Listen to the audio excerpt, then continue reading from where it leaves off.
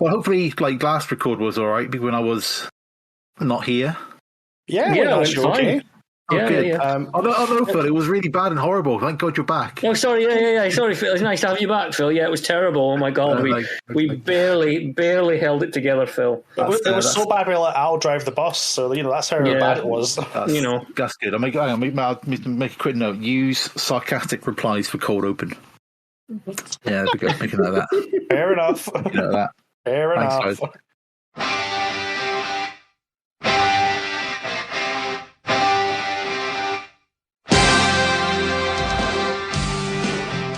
Welcome to the Conquistabores.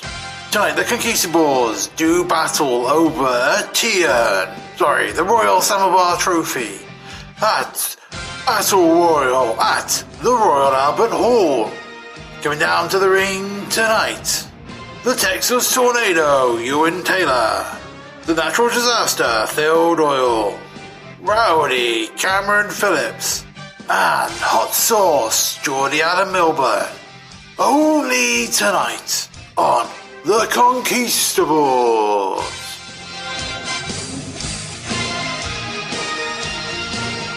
Yeah, that was my COVID adventures, but I still got it edited, still got it up. You know, there you go. You done well. Thanks, Cam. You done well, thanks. Done well. Good job. Good job. Oh, good job, little buddy. I would hasten to say that this month's episode is going to be educational. In what context? Well, we're going to learn a bit about Mel Phillips. I'll say that. Oh yeah, I saw that message. I was like, "Who's Mel Phillips?" Give that a quick. Oh boy. Yeah, I did a similar thing. I was aware of what was happening, but I didn't equate his name with it. I was completely in the dark. And then So didn't know. My joke about, hey, it's Uncle Mel was like, oh no, shit, it's not. No. Scrub that from the chat log. I just have to categorically deny any involvement with my family with Mel Phillips. I think I'm safe by the fact he's a black American man, and I think you're going to be okay. Imagine that, in several years' time, Cameron goes on, who do you think you are? And he's like, well, this is a surprise. Mel walks into the other room. Hello, Cam. Oh, what? Oh, God, Mel, you never turned up for Christmas. Where were you? In the jail, son. That kind of idea. Anyway, let's not do the high spot before we begin the episode. No. We should talk about I was going to say talk about the elephant in the room, but the non-elephant in the room, which is Al's not here yet. Yes, well, Al will actually, he was here about 2 minutes ago, but he's gone again. Oh, was he? I didn't see pop up. Yeah, the thing popped up with on his mobile phone, so I know he's been, but he's maybe that's him trying to dial 999. He's just failed a little bit. So can we mention that he's in a biker gang? Well, yeah, that's the message that we got. What is it? Off to see a biker gang. Hope 8 balls there. Hope 8 balls there. It sounds like a weird Geordie Sons of Anarchy thing. I don't know what's going on. Oh, Geordie Sons of Anarchy! Imagine that disaster. Can you imagine that? Actually, isn't that the Newcastle FC supporters club? Probably, yeah. It's like when the Blackpool Combat Club started. I was like, there's a big bunch of hooligans right now are really happy they got some branded merch done for them for free. I was like going, surely somewhere there'll be some right dodgy right-wing skinhead wankers called the Blackpool Combat Club, and they're like, fucking no. Saying thanks to William Regal. Yeah. Weird. Well, they can't. He's dead. In Canada. Sorry, yeah. He was murdered by Maxwell Jacob Freeman, wasn't he? Yes. Well, yeah. By same way Eric Young was murdered in Impact. I've not seen this. Yeah. So basically, Eric Young was written off television because he basically got murdered. Right. That's how Adam Cole left to go to NXT, wasn't it? He was murdered on being the Elite. Yep. And then he came back. And it was fine. Because that's how wrestling works, and that's why it's professional wrestling is a really strange mistress. Yeah, it's a bit odd. Do we think, by the way, before we start in earnest, do we think that AEW are going to fill Wembley Stadium? Absolutely not. I thought, no, I don't either. When that was announced, I was like, surely they meant like Wembley Arena. Yeah. And Tony Khan got a bit too excited on live TV, and they're going to change it. And then the graphic came out for the website, like, oh no, they actually do mean Wembley Stadium. Oh boy, they mean Wembley Stadium. It's costing them $350,000 to hire. Eep. I would imagine they'll make that back, but they'll get that back. But this is just me personally speaking. I don't think AEW has been as cold as it has been the last 6 months. Not since the Brawl Out shenanigans. It just seemed to kind of you got it all out last year. I mean, it's not like you try to think of like a big, massive match that they could actually put on. Surely the only thing is Punk coming back. That's surely that's what I said. The only main event that you would have that would be worthy of Wembley would surely be Punk versus Omega. Well, there's talk of Punk apparently returning in June. Well, yeah, but he's still under contract, so they never terminated his contract, so he's still an AEW employee. And I don't think he's going to be beating a line back to WWE anytime soon. No, I don't think so, considering VKM is back in the house. Yeah, exactly. So they're quite safe on that score. Yeah. But, I mean, if they can work out a way of actually, coexisting? Coexisting and keeping both sides placated, then Punk versus Omega is like your number one match for that. Oh, yeah, definitely. We do Punk and FTR versus Omega and the Bucks. That was Dax Harwood's idea, wasn't it? Yeah. Which, fine. Yeah. Dax really just needs to be quiet and not. He's so excited to have a podcast, isn't he? That's it. That's the problem, though. He's shooting himself in the foot every single week when he goes out there and just blurts out stuff he knows is going to get him in trouble. He knows it's going to get attention, but not in a good way. As long as it gets subscribers to the old ad-free podcasts. Well, that's true, yeah, I guess, but it's just not how to buy Chili Sleep or the Athletics One, whatever it's called. Fuck's sake. Athletic Greens or something? Blue Chew, of course. It's a hot tag for your wiener, as they say all the time on the Foley's podcast. I try not to listen to any Conrad Thompson podcast. I think he's a talentless cunt, but that's just me. Whoa! Live rounds. We've not even started on the show yet. Come for me, you fat motherfucker. I'll be waiting for you. Come down the hydro. We'll sell it out. Euan versus Conrad. Let's go. Oh, God. Right, that seems like a natural point after Euan's called out another podcaster to move on to the topic for tonight. Yes, the topic for tonight, and it's my choice this time round. And I to and fro about this one, and the news about AEW doing Wembley Stadium is actually quite timely, because this show does also emanate from the United Kingdom. Yeah, not quite Wembley Stadium. Well, no, but it's still a historical venue. We're coming to you from the Royal Albert Hall in London, England. It is October 3rd, 1991, and we watched the WWF Battle Royal at the Royal Albert Hall, brought to you by the Daily Star. Battle Royal at the Royal Albert Hall is sponsored by the Daily Star.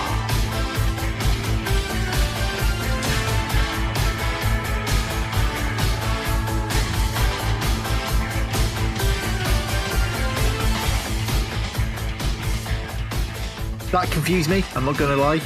Really? Seeing that. I was like, oh, the Daily Star. Really? Well, they were the official newspaper of the WWF at the time, you see. Were they? Yes. See, as a young person at the time, I don't think I would have been allowed to read the Daily Star. Well, yeah, it was only like one step up from the sport, let's be honest. Yeah, we weren't a Daily Star house. I think... I don't think anyone was. I think my dad read the Telegraph. God. My mum bought the Daily Express. Oh, no. And they would buy the Sunday Mail on Sunday. So that you can probably tell my parents voted in 2016 for Brexit, for that vote. They've been, anyways, I'm gonna talk with my Eurosceptic parents to say that it was a bit of a surprise to see at the beginning of the WWF show the thing that says this is for the most complete. We got the we couldn't find a good copy of this, so here's what we managed to cobble together. It feels like because it's like they just recorded it off Sky and took the adverts out. That's what it feels like. Because at the beginning there's the Sky Plus logo at some point. Oh, you've got that. Plus, you've got two different soundtracks playing over the intro video, which was it was definitely a start. Yeah, it just I thought I watched the voiceover guy sounds really quiet because I guess they just laid something over the top of it. Yeah, that's all they basically did. Although I did kind of realise I was kind of listening quietly. I think it is the guy does the voiceovers for the Smell of Reason Waterman. I think the X Factor and those kind of shows. That kind of big booming voice man. But yeah, it was like I was getting like real serious like flashbacks to being like, Jesus, Sky Movies Plus logo, Daily Star. Yes. What is going on here? Exactly. Is Cameron gone? The bikers have come for him. Eight balls in the house. 8 balls. Cam is 8 ball in the house? ? If you're not safe, type a smiley emoji. He's even green then. He's going Mr. green. Phillips? Hello, can you hear me? Yes. You're back. I'm sure Cameron was making some excellent points while he was talking to an empty microphone. No, I was just letting you two crack on, to be honest with you. Okay. I was feeling you were carrying the podcast rather well, the two of you. I was going to interject it when the time was right. Hey. Okay, cool. But thank you for noticing my absence. Well, you know, Eventually. we love and care about you. So what was it, like half an hour or so, was it, before we noticed? I don't think it was that long, but yeah, it was a few minutes. Anyway, right, intro video pass, we cut to the Royal Albert Hall where I've put in my notes 2 nerds with the WWF logo shaved into the back of their heads, shown as the camera pans. I thought that's commitment. At least it's not a tattoo. Imagine that when they changed the name. Oh, well, yeah, I suppose. At least you can shave the hair off, I suppose. You can just shave the bottom of the E off, and you have to let the bottom of the E grow in, and then you're all right, aren't you, for the F? Yeah. This is the most early 1990s UK crowd I think I've ever seen. There's a lot of global hypercolour in that audience. There's a lot of neon. Yes, a lot of neon. It was the same with SummerSlam 92 because they brought over a load of merchandise, and it was the first time you could actually get your hands on T-shirts officially. There was a lot of foam items. I wonder if that's why because I had a bushwhacker. I'm going to out myself. I had a bushwhacker T-shirt around this time. There's photos of me wearing a bushwhacker T-shirt.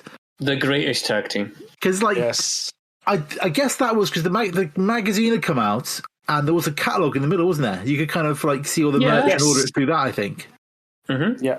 So I look at thinking, I really want a pair of Pitman glasses. They're so cool. You know, we should actually cover very quickly that one of the greatest tag team in the world is no longer with us, as Bushwhacker Butch passed away. That is true. That was like last week, wasn't it? Yep. One half of the greatest tag team of all time. Yep, one half of the greatest tag team of all time, as labelled by the Conquistadores, is sadly no longer with us. I don't remember that being mentioned in any of the obituaries that I read, though, unfortunately. No, it's almost like no one picked up on that we did. It's weird, isn't it? I know. It's weird.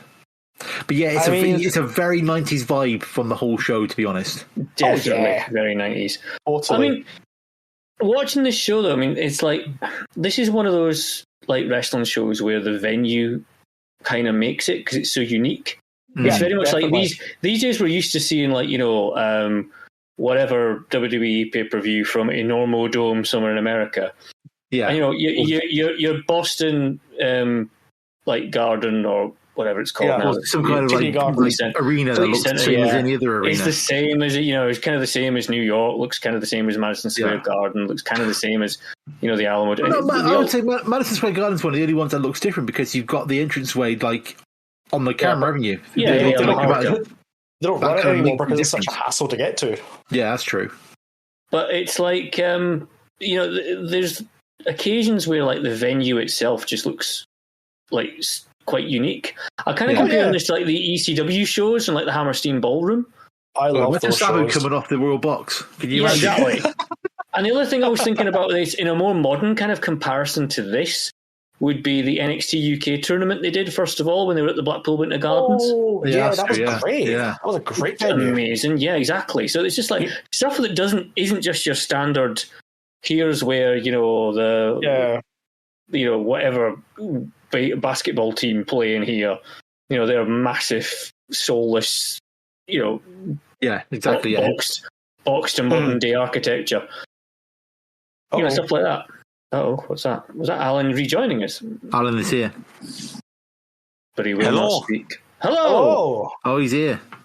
Oh, I've got terrible audio, but I'm at the bus stop. It's the play bus! But where does it go? Where does it start?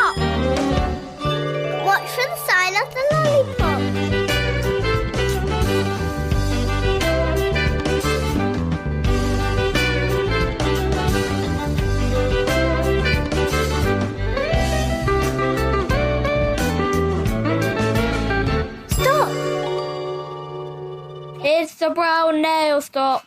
I was going to say, I thought you had your kebab with you. I didn't have time for the kebab, so no kebab. I've just trying to get the bus going for you. More importantly, was 8-Ball there? Was who? Was 8-Ball in the house? No, Ball sadly was not in the house, and they forced me to stay for one extra pint. But I was like, no more. I'm going home. I'm a committed journalist. I've got to go home. Have we got any matches? What match are you on to? We're just at the start. Just doing the intro. Bollocks! Right, I'll try my best to get there as soon as I can. As soon as the bus takes me home, I'll get there and log on. No worries, we'll catch you then. Love to the bus stop. I've had 3 pints, so I'm slightly drunk, so it might be an interesting philosophy tonight. Oh, wonderful. Right, all right, I'll leave you for now, but I'll log on as soon as I get home. All right. Dedication, he says. All right then. So we cut to our commentary team, which is the great Gorilla Monsoon and Bobby the Brain Heenan. That's not Bobby the Brain Heenan. No, dear chap. It's Sir Robert of Heenan, Lord Brain to you. Excuse me. And I demand subdignity. You'll be sitting on your dignity here in a few minutes. Oh no, sorry. My apologies. How could I forget that? What was his name this evening? Lord Brain, Sir Robert of Heenan. Yes. I fucking love these two together. I could just watch a compilation video. It's just them two bantering because it's just so good. It's so natural, and they just bounce off each other so well. It would just be like a lot of Gorilla Monsoon going, "Will you stop?" Yeah, but there is a point I think where we'll get to it when Brain makes Heenan laugh on which is quite Brain good. Makes Heenan laugh. That's the same person. Oh, sorry, Brain makes Monsoon laugh. Jesus Christ! I had a week off. I'm a show off. I don't know what I'm doing. I'm out of sort still. I'm getting match fit still. Let's go. Did you get hit in the head? Yeah. Look, it's the long COVID. It affects your podcasting abilities. I see. Fair enough. Opening match. No. All right. I'm not done yet. All right, Jesus Christ. They're running through the card. They're hyping up the Battle Royal for the Royal Samovar Trophy. We'll get to that later. Yeah, we and will. Heenan, during his very regally rant, is saying that, everyone he demands dignity. And Girl comes out with the A+ sign off, you'll be sitting on your dignity shortly. Yeah. Just so good. Is this like... So good. How early is this in the Monsoon Brain partnership in the booth? Oh, I don't know. I feel like it might be quite early because, he was Brain was surely only just coming off being an actual, proper in-ring talent kind of guy, wasn't he? Like a normal manager. It is referenced later on for the Barbarian match against Bulldog, where he goes about how a Barbarian used to work for you until not too long ago. That's true. And then Heenan does say something about how he's retired from management now and he's now a broadcast journalist. So it can't have been that long. No. Yeah. I imagine he's obviously doing the TV shows and Wrestling Challenge or whatever. Yeah. For coming up to it, but as the pay-per-view team, this must be one of the first goes. Probably. Which is interesting because obviously they're such a good team together and their chemistry is so good. Yeah, Absolutely. So we cut to our first match with our ring announcer, Mel Phillips. Okay, so are we going to touch on this subject straight away? I'm going to do this now, and we'll get out of the way. If listeners out there, if you don't know about WWF ring announcer Mel Phillips, probably should read up on him because as he seems like a very nice, genial individual. Some stuff came out in 2020, actually. That sort of put him in a bit of a bad light. Basically, what happened was during Linda McMahon's running with Trump, a lot of allegations of a sexual abuse nature came out about Mr. Phillips. A lot of these involving... Whoa, not me. No, sorry. For the record, not Mr. Cameron Phillips of the Conquistabores. Thank you. Well, that's for the record. The jury shall disregard that comment. Thank you very much. Yes. Yes. Mr. Mel Phillips, apparently in 1992, was presented with a allegation that Mel Phillips was sexually abusing the ring boys who helped him set the ring up for matches. He would then also say that apparently Mel enjoyed having having the kid's feet rubbed against his crotch. Apparently that's going all the way back to 1986. Good Lord. And apparently, Vince McMahon told a reporter that both he and Linda McMahon suspected Phillips of taking a, quote, peculiar and unnatural, unquote, interest in children for years before they finally fired him. But then they rehired him, and they literally said to him, just don't touch kids. Wait, is that when Vince came back into the board this year, or is this Mel back in the previous?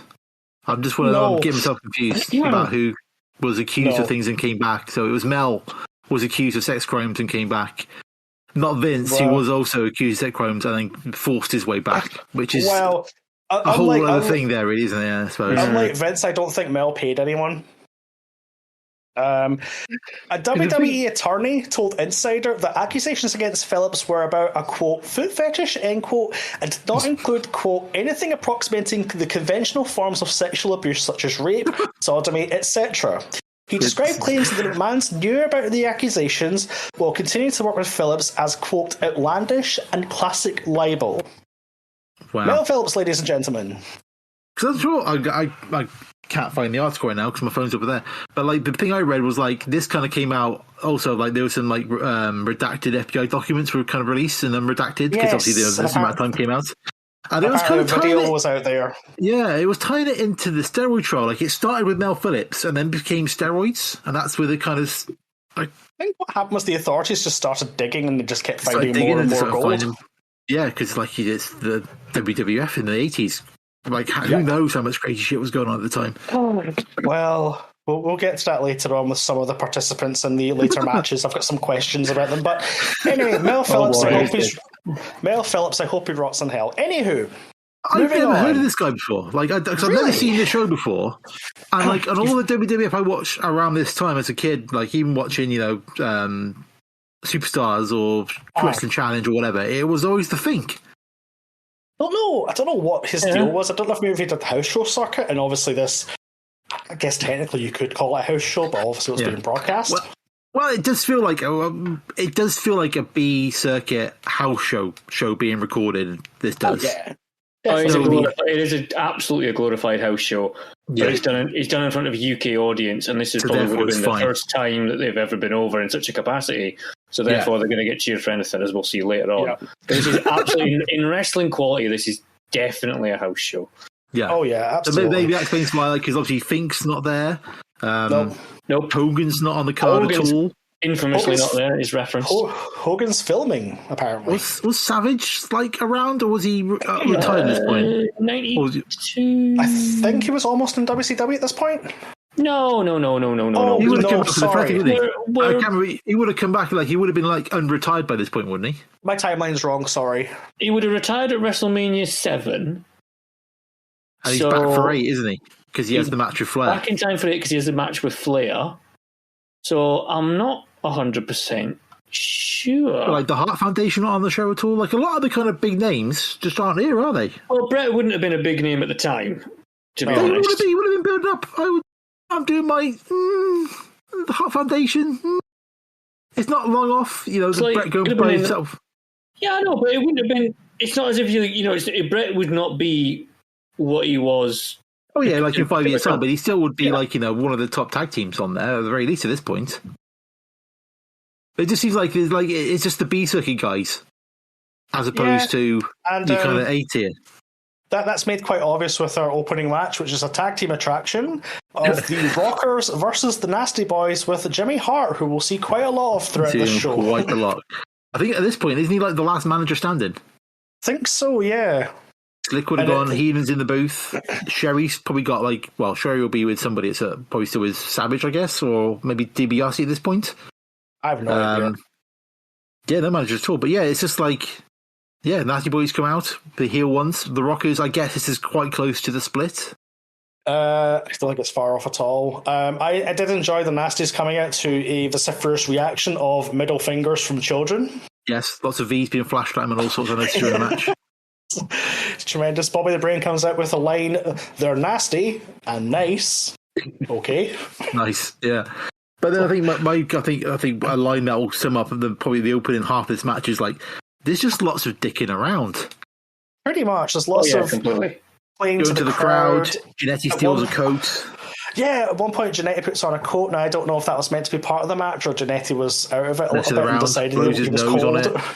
No, I think he was mentioned around to get a crowd reaction. There's a lot of that in these matches, though. There's a lot of I think it's probably something to do with the fact that obviously they've got a battle royal later on, so they've got another match later on, and also that they're obviously this is part of a tour. Yeah, it's part of European Rampage. Yeah, so it's like there's not many matches tonight that go out of like third gear. Yeah, I think it's maybe one. Yeah, maybe one, but it's not like. It's very much by the numbers, isn't it? Pretty much. Yeah. So I think I summed it up with a couple of quotes from Bobby the Brain Heenan. The humanoids have cheered enough for you in reference to the Rockers because they're getting quite a long positive reaction. Yeah. At one point, they're talking about London Bridge, and Monsoon comes out with the amazing line of "The London Bridge was never missing." I mean, it fell down a few times. Oh no, the best one is when he says about the bushwhackers hailing from England. They're from England, bushwhackers. I thought they were from New Zealand. Same thing. It is not. It's the same thing. I think I told you it was like 5 minutes before we actually got a lockup. This one. It does go a long while. There's lots of going to the crowd. The nasties walk out. There's just lots of just like. I mean, the crowd are loving it. You can't argue if you were there. You're probably having a great time. But it's just like if this was AEW, like Moxley would have come out and would already be bleeding by this point, wouldn't he? Let's be honest with ourselves. He would have been bleeding a passing breeze. But I'd like to point out, by the way, that this is the first tag team feud ever in my action figure wrestling federation I had back in my day. Oh, thank you. That was actually a question I had written down, Cameron, to check on that. So thank you for letting me know. That's okay. It's no problem. Did anyone notice as well, like how soft the ropes are? The ropes are like springy as all hell. There's a bit where like I think one of the nasties kind of pushes Jannetty like backwards onto the ropes, and then like. It goes down so far, Jannetty's head nearly touches the apron. No. We'll get to that later on the Earthquake match. Oh, that was terrifying, but we'll get to that, yeah. Get to that. So, not really much happens. Apparently, Bobby the Brain Heenan's not a work rate fan as he complains about the Rockers knowing too many moves. Yeah. There's a whole massive long thing with like the Rockers keep jumping in and out of the ring and the ref doesn't see them and it goes to the crowd. Yeah, and then on the third time, like Michael's claps behind the ref's hand. He's like, "Oh yeah, heard that. That's a tag." And like, I noticed that there's a lot of the Rockers cheating in this. There's a lot of the Rockers doing heel stuff, which is again probably a house show thing. I think the bad guys are so bad guys they can get away with it because they kind of get one over the bullies, aren't they? Yeah. I mean, that's true. You are, by the way. I've just looked it up. December 1991 is when the Rockers and the barbershop happens. So like 2 months. We're on the road to that then. So you're literally just about 2 months away from the. They could have probably tied that in the end of the match, but probably because it's like who's going to probably at the time thinking who's going to see this? There's no point doing anything. It's not going to. They would. I think they just released it as a VHS, and that was it, didn't they? It wasn't. This wouldn't have been broadcast in America. No, absolutely not. I think this was like kind of like the Insurrection Rebellion later on. This was just for the UK audience. This is a bit. Or like WCW's German pay-per-views, they were just literally for Germany. Yeah. But I think that the whole vibe of the match is summed up at one point. I think one of the Rockers gets into a bear hug, and Brain goes, "That should do it. Ring the bell." The ending's weird as well. It feels like there's a few things messed up, doesn't it? I think they fuck up. I think they fucked up as well because I wrote in my notes, not was making friends with the crowd. My next note is missed finish, ? Yeah, because it's just the way Marty looks at the referee going, "Oh?" Yeah, and then it's just like... He kind of counts two and then doesn't count, and then Jimmy Hart pops up, and then the microphone comes into the ring, and there's your finish. He just waffles to it. It's the crash helmet. I'm going to say something controversial here. I think Marty Jannetty may have fallen asleep due to substances. Well, I'm sure we'll find that out on the upcoming season 4 of Dark Side of the Ring. That is very, very true. Did anyone also clock the referee in this match? Was it... Oh, there's only 2 refs, isn't it? It's like Danny Davis is one of them. I think he's in the next one. Is it Gorilla Monsoon's son? I can't remember what his name is. Joey Morella, correct. Joey Morella, that's it, yeah. That's the one. That's Gorilla's son. So that was that. It was a match. The Nasties win, sorry. It was there. We then cut backstage to one of many, many wonderful segments with Mean Gene Okerlund. Mean Gene with his one set. It's one set that just says, but it's almost. I wonder if they took inspiration from the Flair for the Gold set, because it's literally the most ghetto, simple thing you could possibly think of. Yeah, but I noticed like a lot of the wrestlers, they could kind of doing their promo, they're talking, and then they turn around away from the microphone, look at it, and turn back and say, "At the Royal Albert Hall," every single time. We'll get to that when we get to Bulldog later. So we have Ric Flair backstage with the WCW World Heavyweight Championship belt. I'm sure WCW were thrilled. The big gold belt, look at that. So he must have only just joined at this point, because there's no Perfect. Nope. He's got the belt. He's not associated with Heenan yet. Also, that'll be like Rumble 92, so you're about 3 months away from that. Spends his whole promo calling out Piper. Yes, he does. It's just who doesn't have a match until later when he's in the Battle Royal, but he's very adamant that he's going to show Piper that he is, in fact, the real world's champion. Not forgetting the fact that Hulk Hogan is actually the champion, but never mind. Never mind. He's not here. Move on from that. It's all fine. So we'll move on to the Work Rate Championship of the show. Tito Santana versus Ric Flair. Yeah, I would probably say this is probably the kind of the match that gets going the most.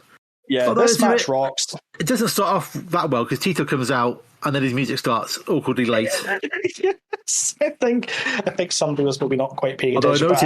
I noticed Ric Flair's music started on time. Don't worry about that. No, he's not going to embarrass himself, is he? Of course not. And it's not even Matador Tito yet. He's still like wearing his flipping. What's the tag team called? The Strike Force t-shirt, isn't he? Oh, we did get some Arebas though, so we're obviously entering the Areba stage, as I've put it on my notes. That is true. I would like to also. I mean, it was. Let's be honest.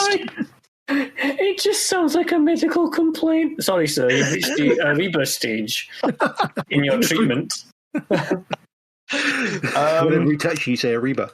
It's terminal. We can't do anything for you. I don't think about it. Yeah, you go to WCW mid card and we just deal with it. Pretty much. Yeah. The crowd is not acknowledging Ric Flair, which would have made Roman Reigns sad, I'm sure. Oh, bless. Well, it's like he wouldn't have had much of a UK following, would he? No, definitely not. Because we're in a period of time where the WWF is just about on Sky TV. Because 1990 it probably would have been. I think WCW would have been shown on ITV. Whether or not. Yeah, but I can't remember, but because it was definitely on ITV around this time. It's not as if Flair's going to be doing episodes of WCW worldwide, is it? No, God. Look, around the time, I'm sure I remember watching an episode where it was like I think it was post the match with Terry Funk when he had like half his face was red with blood and half his face was green with the Muta's green mist. Doing a promo. I'm sure I remember watching that on TV like around this time, but what I can't remember is like whether it was before or after this kind of period. I'm trying to remember when I used to watch Worldwide on ITV on a Saturday afternoon. I seem to remember. I think the most famous guy I watched on Worldwide was Mick Foley as Cactus Jack. Okay. I think it wasn't Flair in the match. It was Flair doing the promo after the match. So it would have been. I don't know if that would have been on the late night one or because it was on like at 2:00 in the morning as well. I think. My dad recorded the kind of late night wrestling shows for me as well. Right. Yeah. So like it would have been a stretch for the crowd to know who he was, apart from he's naughty, if that makes sense. Well, he's that, and also he's got a giant belt, so he must be somebody important. Must be someone important on the robe. And also, is he so important he even stands during his entrance? And gives what can charitably be called like a little bit like a Nazi salute. He's got like one arm up as like in the kind of Nazi style, waving towards. I think he's waving. But his arms not moving. I think he's trying to do like the Queen waving to the crowd at Buckingham Palace. Not so much a Nazi salute. It looks suspect at best, is what I say to that. To be honest, yeah, I'd say that. Also, as well, Tito Santana is fucking enormous. Surprisingly so, isn't he? Clearly, he's eating very well when he's in the UK. There's a little bit of back knee going on Tito. Well, yes, but let's not say any more about that. But aspects of this match I enjoyed. The brain after, I think it's Rick, Irish whips Tito into the Union Jack, right into the Jolly Old Roger. I'm like, okay. He calls it the Jack Daniels at the end of that. The Union Jack, isn't it? Will you be serious? The Jack Daniels, something like that, I'm not sure. Keenan was on fire during this match. This match starts off really, really slow, but by about the midpoint, they just decide, you know what, let's just knock the lumps out of each other. And they do. Because they're doing dicking around in a similar fashion. There's a lot of like Ric Flair doing hair pulling. Yep. But it actually kind of feeds into the match, because with the Rockers one, it just kind of felt like they were just kind of killing, half the match, so they wouldn't have to do that much before they finish, if that makes sense. Yep. They were just killing time. Well, this actually feels like they actually use it within the build of the match, because, Ric Flair's going to come out and just do Ric Flair matches, isn't he? He's just going to be awesome. So, especially in this kind of period, it's almost like just slightly past peak Ric Flair, I would say. I think this is still... Well, I mean, he has his spell here, and then he goes back to WCW, and I think he's hot for a couple of years, and I think that's when he starts to break down. That's when he's doing promos on his clothing and elbow dropping his clothes in the middle of the ring. Yeah, like the matches with, for God's sake, I'm so terrible at this now. I can't podcast anymore, guys. Steamboat, the kind of 88, 89 period, he has all those kind of great matches, and then he has the kind of matches he has here with like the great match with Savage. And then it kind of feels like after that, that's the start of the kind of decline to, elbow dropping your clothes in the ring, isn't it? I guess so, yeah. Well, there were loads of people that thought that Flair was well past it even when he signed for the WWF. Well, at that point, he'd been going for 15 years? Something like that. Probably something like that, longer. Yeah. But there was that whole thing about, was it not, he'd left WCW because of Bill Watts wanting him to dress like a gladiator? Something like that, yeah, which I kind of wish happened, because I'd love to have seen that. It was. That's how much of, like, kind of respect that Ric Flair had. There was a genuine consensus that Ric Flair was past his best even in, like, 1991. I like how he's working the crowd. He is brilliant. Like, there's a few times where he kind of says no really loud to Tito, and the crowd is, like, shouting yes back and that sort of stuff. The crowd are hot for this. Yeah. Yeah. It's Rick also goes to the top and gives us his version of old school. By that I mean he just falls off the top rope. Top rope, yeah. He does. Yeah. And we get, I think in the figure 4, Brain busts out his English accent. I say, mate, Flair using the ropes. Ring the bloody bell. Ring the bloody bell, mate. In his face. Gong, gong, gong. In his face. There's also a point where, I think it's near the finish, where they cut to a sort of behind shot of Gorilla and Bobby's going absolutely crazy for Rick. Yeah, because it's like I say, it's early in him kind of establishing that relationship between the two of them, isn't it? He's obviously, backing that horse, clearly. Mm-hmm. But he's not quite the, what is he? Because Perfect's the executive assistant.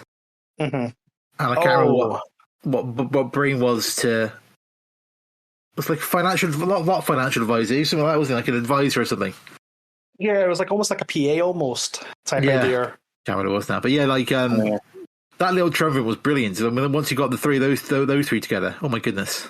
Yes, it was that was crazy. So the finish again just sort of comes out of nowhere. There's a sunset flip. Rick rolls through, basically scants Tito, for want of a better term.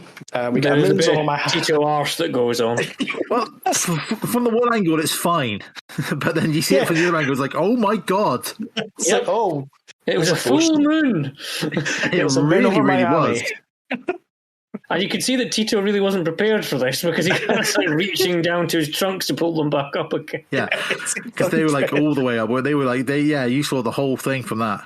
You did. Yep, you did. I think rows A, B, and C saw the whole thing.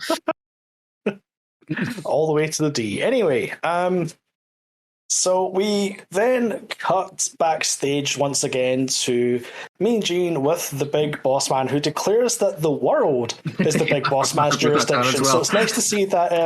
The USA ruled the world in 1991. No logic. It's because it's the World Wrestling Federation, and I'm in the World Wrestling Federation, and I'm a policeman. Therefore, my jurisdiction is the world. The world. Yep. It's certainly an assumption. It's a brave one to make. Yeah, absolutely. I put a note there about he's doing some quite cavalier mic stick flinging around with that big jar next to him. That seems awfully expensive. Yeah. There must be people going, could you just like not do that mic stick stuff there? Can you just do it over there? Like not next to the thing that might be broken? I don't know. But apparently the Big Boss Man in beating Earthquake is going to celebrate by also winning the Battle Royal. I'd celebrate by just having the night off after that. But that's me. Because Earthquake's quite a big lad, as we'll get to in a bit. We'll get to it in a minute, yes. So we then cut to the crowd where Mean Gene's in the commentation station. And he... Oh, yeah, because also it kind of fades down as there's an ad break, and I guess in that time, Mean Gene uses it to kind of get out into the crowd. At the start of the promo, when it goes from the match to Mean Gene, it's like, again, it kind of fades down and fades up, and Gene's talking about, I really want to see Suburban Commando. So clearly there was some kind of like ad thing in there that's been taken out for this, which is disappointing, because we really love seeing those old adverts. There's a few times where it's like, he's upstairs, they cut to they cut to the title card for an ad break, and Mean Gene's like, he's like hustling through the arena to get out to the front. Do a talky bit there.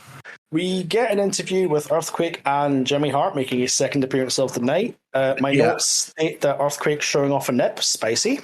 He does a joke, doesn't he? He does a joke at the beginning. He does. This is a terrible promo.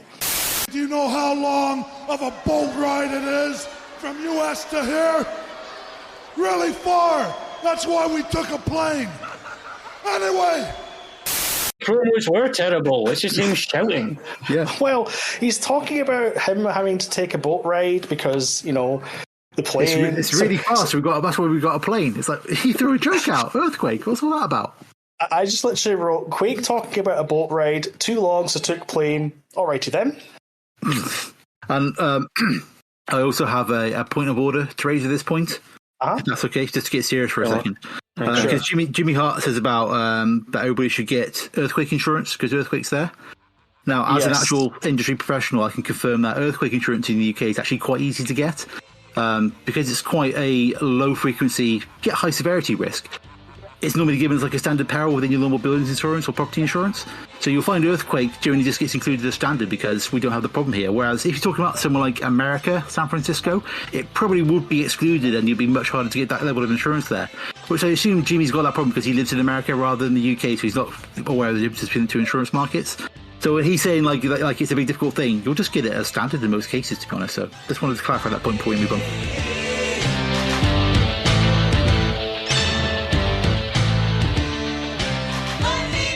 That is an excellent point. Well clarified, Phil. Thank you. Thank you. He mentions it a few times and also in commentary, but like I say, check your policy wordings. It will generally be in there as standard. Wow. This has been Insurance Corner. Anyway. Unaware of that, yes. Insurance talk live on the Conquistabores. We get to our next match, Big Boss Man versus Earthquake. Some of the crowd are actually cheering for Earthquake, which I thought was weird. Again, we're like, he does go face, doesn't he, before he leaves to go to be the Shark in WCW. But all I wrote in my notes following was, Hard Times Big Boss Man, that's it, let's go. But yeah, smells beefy, this one. Yes. At the beginning, I think you mentioned earlier, like Earthquake does his bit thing where he kind of runs between the two ropes, and like he nearly goes out of the ring on those ropes. That ring nearly explodes. He's like probably at like a kind of at least a 40-degree angle leaning on those ropes. Yeah, I don't know what I don't know how they held, or he didn't just flip over the top and just go through, just take out the entire front row.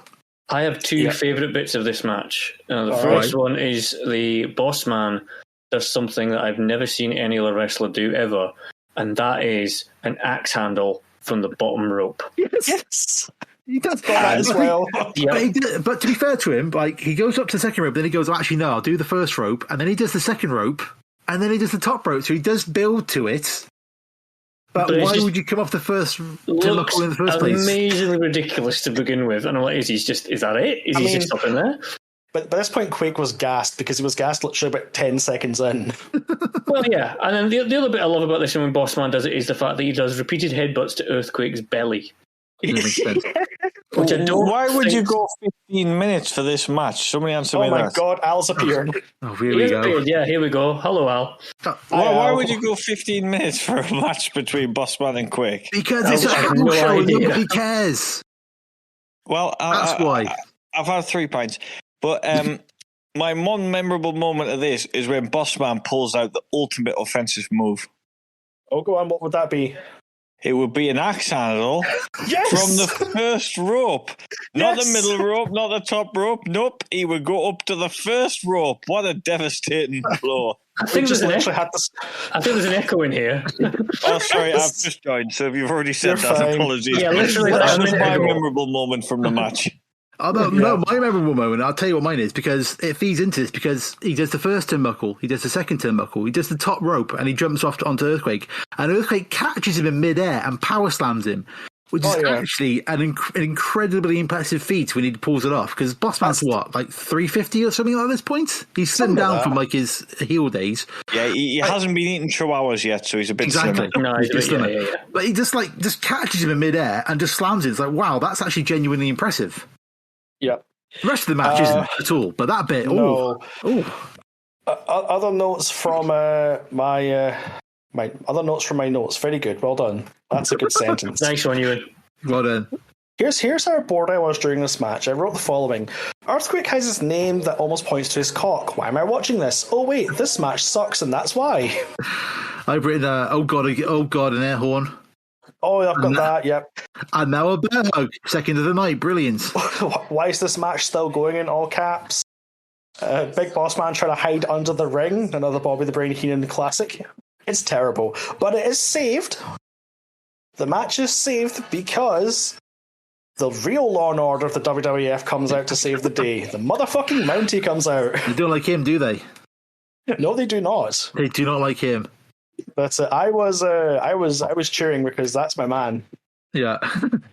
Well, he comes out, trips Boss Man, and then Earthquake pins him, isn't it? Yeah, he does a big elbow and pins him, which is merciful more than anything else. Survivor Series 1990. There you go. Oh, fact fans, well done. There we go. And I think I can sum this match up with this following quote. So Gorilla Monsoon comes out with, "Boy, did that sink." I wrote, "Yes, Gorilla, this match sucked a cock. I wonder if the Mountie was sent to save this match." Oh god, send that. But how bad does he match have to be before the answer is to send out the Mountie? I mean, you can't send Hook because we're like 30 odd years before that. But I think he's probably just a twinkle in Taz's eye at the minute. It's Hook in this one. There you go. So it's send Mountie. We cut backstage again to Gene Okerlund showing off the Royal Samovar Trophy. Yeah. And he comes up with some nonsense here of, to win this, all the doors that will open. I just wrote, okay, Gene, that's quite enough. Yeah, the doors that open are to like the canteen to put it back where it lives. And then that's it. They don't quite show it close up until much later on in the night, and when you realise why, you see the spout, and it's like that's probably why. Tea. Yeah, it's to serve. It's not. Actually, I think the Brain comes up with that at some point as well, or somebody does out the trophy as a teapot, basically. Yeah, pretty much. I remember exactly the point that he does. We'll come to it later. Cool. Anyway, carry on. The Texas Tornado is there, and he says stuff. No, it's Kerry Von Eerie, as Gene comes out with. Oh yeah, sorry. So Gene doesn't quite know obviously what's going on. The Mountie calls him about 3 different names in a minute, so no one knows what he's called. That's true. He's been there for a while at this point, hasn't he? Hasn't he been there for like a good couple of years? But why does his gear still suck? It looks like he's in a dressing gown. Do we get another ad break, and then we're back to Gene out in the crowd so they can boo at the Mountie? Yes. And he calls him Kerry Von, whatever your name is, Kevin Von Erich. He calls them all the Von Erich names, I think, at some point. This is the point in my notes I've written. Did they only bring Jimmy Hart over as manager? I think that's what. He's got like 4 different coats as well during this whole show. Oh yeah. He goes to town. Put him in white face paint and just pretend he's Paul Bearer. That must be the only other manager's point. It's Paul Bearer, Jimmy Hart, and that's Paul Bearer's there with Taker, later on, but yeah. But all the other managers, I guess, have just naturally just gone at this point. Yeah, you've also got Bobby Heenan's on commentary. You've got the coach and Harvey Whippleman. Slick. Are they there at this point? Where's Slick? Yeah, Slick's gone. I think. Is he away? Oh, okay. I think he's gone as well. Yeah. He comes back, but I think he's gone at this point. Harvey Whippleman's a manager. You've got your executive consultant. Virgil's not there anymore. You'll have Sherry with Ted DiBiase. I'm generally struggling for anyone else at this time. I'm sure during one of the SummerSlam matches, there was like 4 managers by the ring, and now we're like Jimmy Hart managing everybody, and that's it. Yep. You've got you don't worry. You got Jameson. He's coming up. Oh God. Oh no. The Genius. How could we forget the Genius? Genius.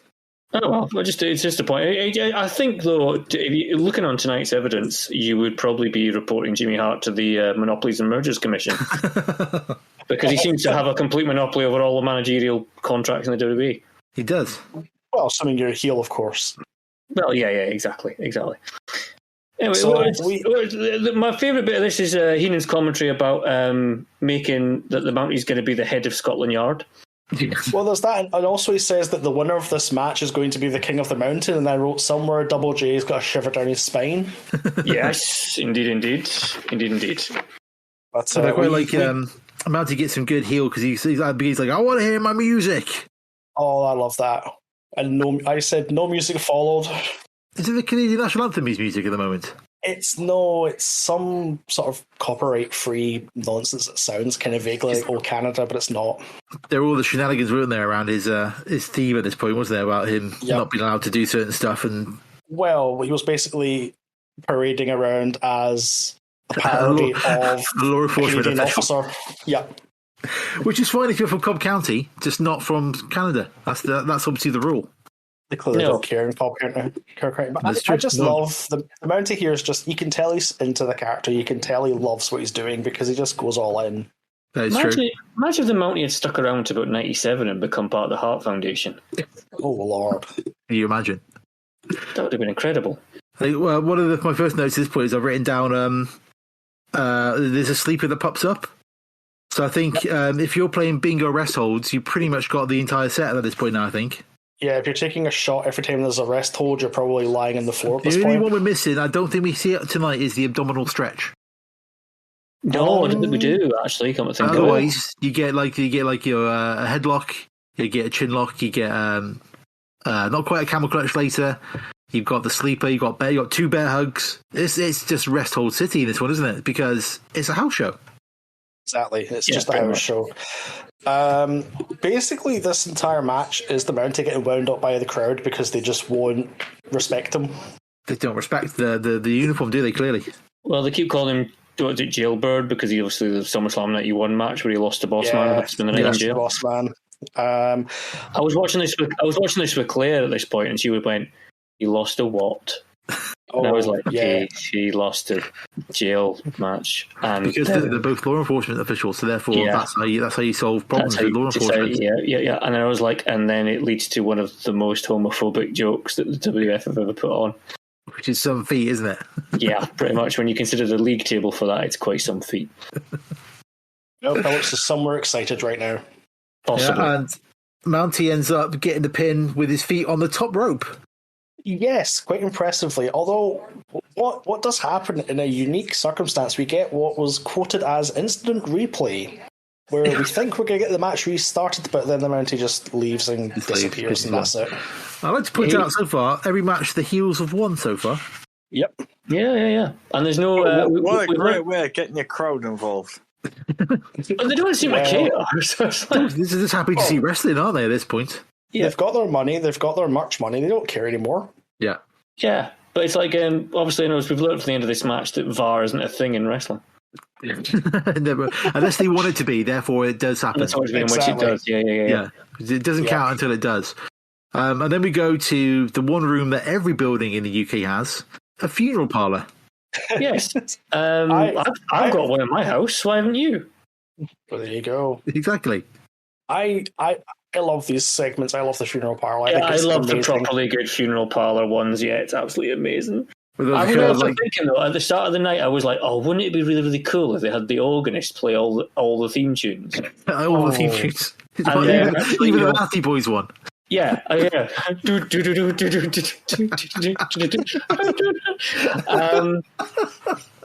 Yeah, and it's like... But I don't know. I'll have to admit, I'm not quite sure where the Phantom of the Opera comes into it. But they're a bit early for the Undertaker's like white bone mask thing. He's wearing it for 4 years in the future. That's pretty impressive. Yeah, they're about 4 years early for that. Yeah. But, anyway. Do you want to hear my joke I wrote down from Undertaker's promo? I wrote a joke down.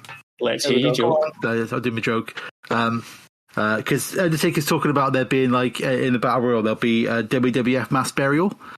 And I wrote down, a WWF mass burial? I guess Hulk Hogan is in the Battle Royale later then. Oh. Now, you've probably already done this bit, missed it out because I'm late, but do you know where Hulk Hogan is? It's an axe handle from the bottom row, pal, we know. Do we know where Hulk Hogan is? He's Philip Superman Commando. He's He's making movies, the big star, to quote Bobby Heenan, isn't it? That's right. I'm sure that's yes. I don't know if I've come in at one point, but that's what he says in this show. And that's why Ric Flair's the real world champion, because he's here. He turns up, whereas Hogan's off swanning around. Yep. That's it, you see. However, if Hulk Hogan's making Suburban Commando, why is the Undertaker here? Because he's only in like 2 seasons. Yeah. Oh, okay. It's not him that gets to punch a mime artist.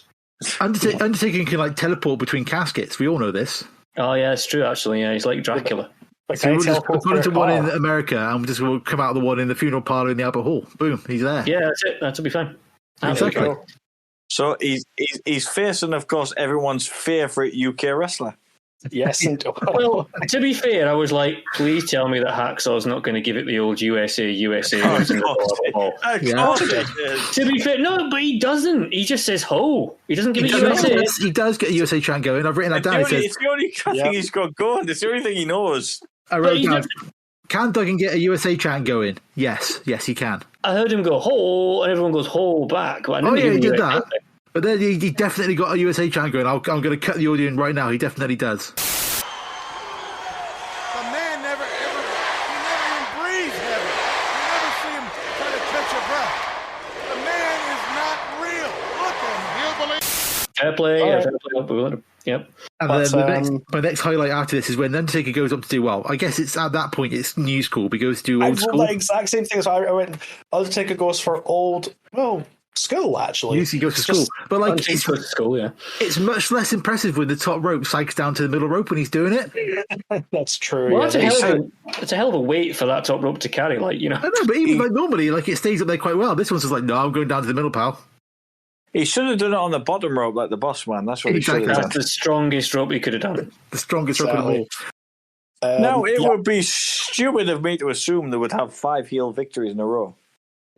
Well, Al, I mean, I'm here to inform you that you are, in fact, incorrect, because, in fact, we did have another heel victory. And it's even worse. It's by the face's own stupidity. Yes. Are you telling me Jim Duggan gets disqualified for using a plank of wood? Because I've never seen that finish before in the rest of the match. Here's my notes for the finish. Jim gets 2x4 of Wax Taker for the DQ. What a tool. But then, like, Monsoon's like, Taker should have got disqualified before that. Duggan should be the winner. It's like, how? He was like... For what? What? From what? He didn't attack somebody with a foreign weapon in a normal match. Duggan just kind of goes, I just can't bother anymore. Wow. Do you think he brought that on the plane, or did he have to go to B&Q before the match? I think he went to B&Q. No, it would have gone down to Do It All, wouldn't he, at this point? How do it all, do it, what they do it for. Won't somebody tell, if only we knew it. How do it all, do it, you can bet we've been doing it as well. Do It All are doing Contiplast leather look shelving $229 and Marley super soft flooring from $775. They're doing ring fluorescent light fittings $5.99 and 50% off polycell double glazing. If only we knew it, how do it all, do it, you can bet we've been doing it as well. Yeah, he would have gone down. Yeah, definitely Do It All. Or Focus DIY. Oh, I'll go back in time for that one. Oh, yes. My goodness. Now, an important question I need to know in my 3-pint state is, because I wasn't here at the start of the broadcast, did we mention the dark match? They're all dark matches. But no, there was an actual dark match. And I was come on, you had to mention this dark match. I was waiting to see if Al would make it and actually mention this, because this does contain a very famous friend of the Conquistabores. Oh. Al, go ahead. It's William Regal versus, oh God, like... William Regal versus God? No. Like, it begins with an M. Is it Brian somebody? Hang on, it's... Brian Molko from Placebo. I'd pay to see that. Yes. Hang on, I'm frantically going to cage match. It comes out, but I was like, it's surprisingly good luchador against we don't Willie know the Regal. result. It's just got Regal versus this guy, and it doesn't know who's won. But Brian Maximum or something, is it? Help me out, Euan. Brian Maximum. Can we have a better wrestler name than Brian Maximum? You probably can't. Brian Maximum. That is amazing. I've had too many points. It's probably not right. That sounds like he should be in like an action hero in a cartoon. Hello, I'm Brian Maximum. He's one of the UK guys in Action Force. Oh yeah, Brian. So it's Brian Maxine. Oh, Brian Maxine. Come on, that was close enough. How did he not change it to Maximum? Hell? Why would he keep Maxine? No, Brian Maxine was his name throughout his entire career. Wow. Okay, fine. So there you go. So we cut from that to we then cut backstage to we cut backstage to Gene and the Teapot and Roddy Piper, who's in quite a good mood. There's a lot to unpack from this promo. I've only written down 2 of the best quotes in my notes, and they are, Heenan, you lie more than the government does. I've got that one as well. That is quickly topped by, if you believe Ric Flair is world champion, then you'll think there'll be a Boy George Jr. Yeah. Yes. There you go. I've also got the fact that Piper, after he wins the Battle Royal, is going to go to the disco with Gaza. No, he's going to find a football player, Gaza, is what he says. Flair gonna finish up the Battle Royal. Then you know what I'm gonna do? I'm gonna get that football player, Gaza, gonna take him to the disco, show him how to ring a few bells. Higher. Should we just be grateful he's not half black? By this point, probably yes. That's true. Yeah. I also noted that Gene actually was corpsing at one point during this promo because the camera does go very tight into Piper. Because you can see Piper's just off his nut at this point. He's literally just talking bollocks for like a good 10 minutes. It felt like. Pretty much. Wow. Okay. And then we have so we go from all the charisma with Piper to Typhoon. Yep. I wrote down the following back to Gene with the cup and Typhoon and Hart. In all caps, can we stop with Hart already? Case closed. Sorry, case closed. Although it does, this does feature a rather wonderful reverse ferret by Mean Gene when he says, you've got a lot of balls, nerve. Yes, I thought. Mean Gene thinks he's in trouble for saying balls on a broadcast. You got a lot of nerve talking to me like that. Well, that'll be topped shortly by one Booker T who says something about Hulk Hogan. That's even worse. Well, yes. And then, Typhoon goes off, and then Power and Glory just kind of wander into frame. Oh, God. Once again, another payday for Hercules. Yeah, there he is. And then the best bit of this promo, though, is when you get Paul Roma, we're saying, does this shirt say winner on it? And it's like, no, Paul, it says glory. It doesn't say failure, it says winner. No, it says glory. I also like to find at one point, while Hercules is doing his promo, Paul Roma's almost like cupping Hercules' chains. It was quite homoerotic. He got a little bit. But thankfully, I did notice at this point Herc was wearing full trousers, not trunks, so that's a good thing. Yes. That's a tick. That's a good tick. Yeah, I did notice that. We didn't get the traditional Hercules hungry bum going on. Right. Now, bear in mind, this match at WrestleMania 7 took LOD a minute to win. So I reckon Power and Glory win the tag team titles tonight. I'm going to break your heart, Al. You're wrong. No. Oh, but you know what? Because they're a classic team, I bet you will see the Doomsday Device. No, neither of them are taking the Doomsday Device. Neither Paul Roma. No one's taking that tonight. Want to take the Doomsday Device.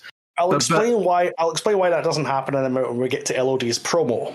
Yes, pray silence for the promo of Legion of Doom. Yes.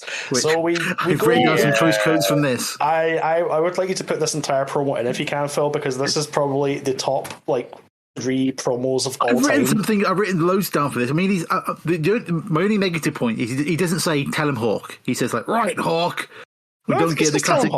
He doesn't say "Tell him Hawk" at all. I was waiting for it. He doesn't say "Tell him Hawk" because I was waiting for it as well. Doesn't. All right. What he does say is, and I quote, "Swelling of the fluid sac surrounding the brain, contusions, inner bleeding. That's what we dream about." Right, Hawk. What about it, Hawk? Swelling of the fluid sac surrounding the brain, contusions, inner bleeding.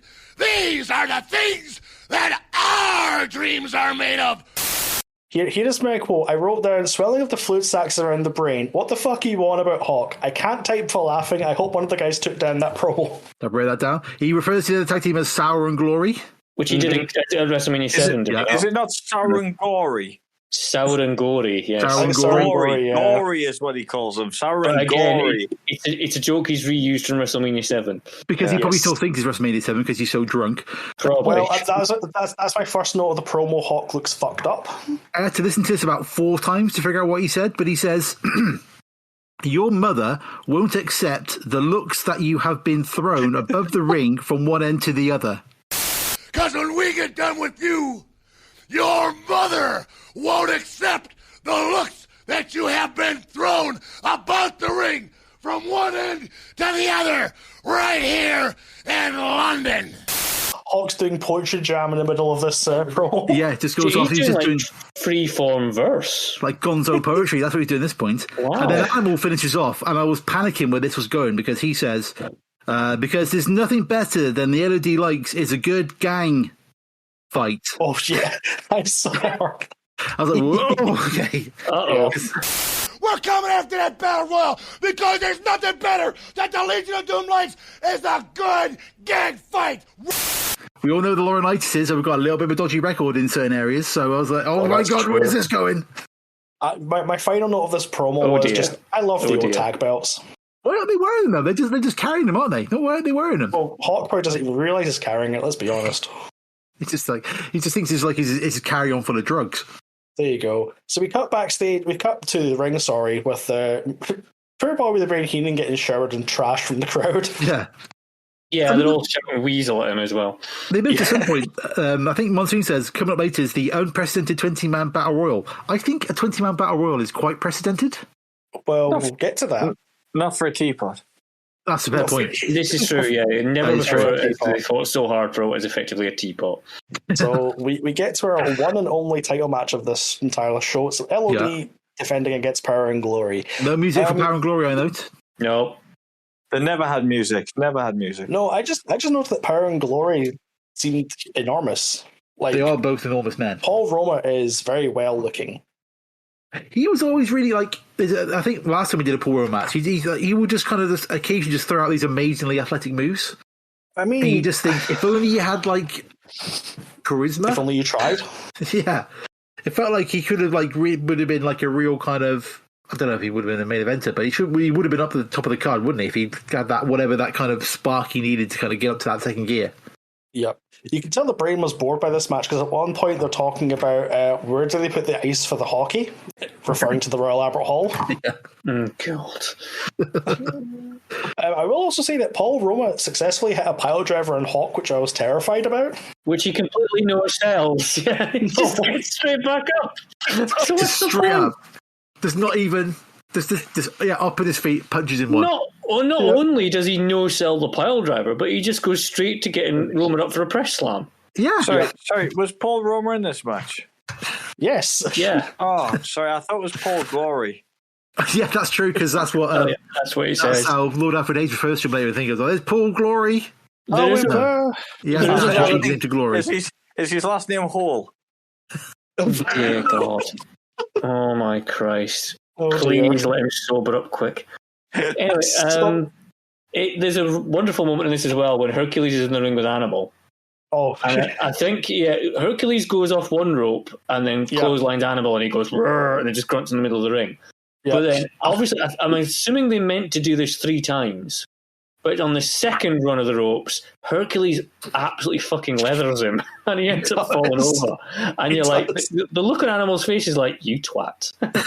Pretty much. That is after a spectacular moment where Hawk misses a top rope clothesline and just carries on out the ring. Yeah, he just goes miles, doesn't he? Yeah, that's the bit for what. Yeah, I've got the Hulk try. Hulk.